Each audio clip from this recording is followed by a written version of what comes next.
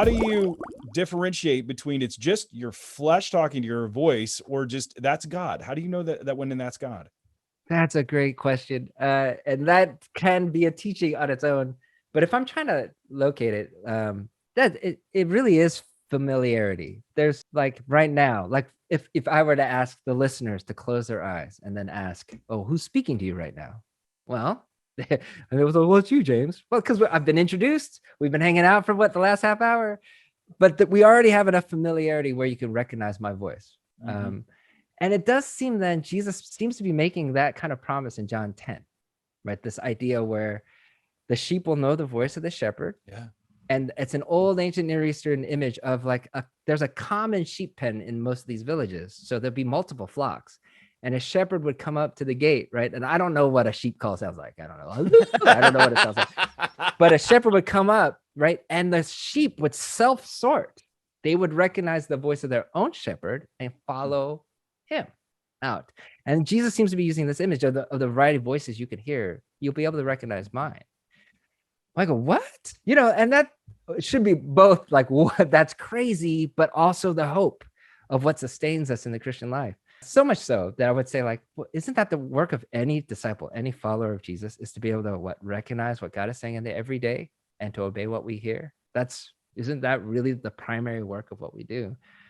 But okay, so that being said, how do you then recognize that and familiarity? Because familiarity doesn't sound like a great answer. You're like, well, give me some more. I do have 5 questions that I'll generally ask that help us get there. But I do think discernment's easier now than it used to be. Back in the Old Testament, and I got this from my friend Jordan Sang, who wrote Miracle Work, a great entry book if you're interested in sort of what it means to exercise spiritual gifts. Mm-hmm. It's a book for everyone kind of thing.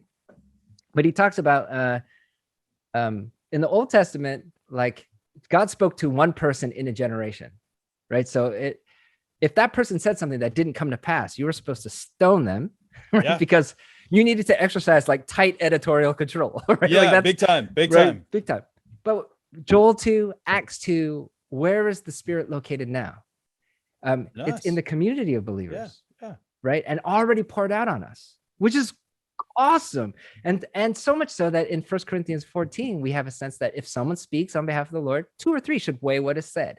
Yeah. There's a sense where a community, I would think the main pillars being, what does the scripture say?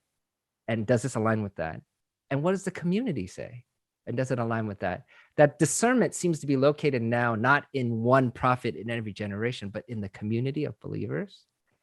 And that together, we can understand through scripture and through being together, that we can start to discern what God might be saying. And I wish I had that advice in my 20s. I really did, because my friends would say stuff about like, hey, you shouldn't, that relationship that you're in doesn't seem that good. Like they would sort of mention some things and I would go, never, because I heard from God. But I wasn't taking into account what my community was saying. Where I think it seems that discernment seems to be located there in some way. I also ask other questions like, if you heard something, one test would be, does it produce faith or fear? And what would you do if fear was not involved? Because perfect love casts out fear. We know from 1 John. And so that's one question I love asking. What would you do if fear wasn't involved? Would you follow with what was being said? What would happen there? Another is the fruit. Does this produce more love, joy, peace, patience, kindness, goodness, gentleness, faithfulness, self-control, or not? So scripture, community, fruit, faith, right? Those would be kind of the main kinds of things. And then that's not going to cover everything. That might cover like 90% of it.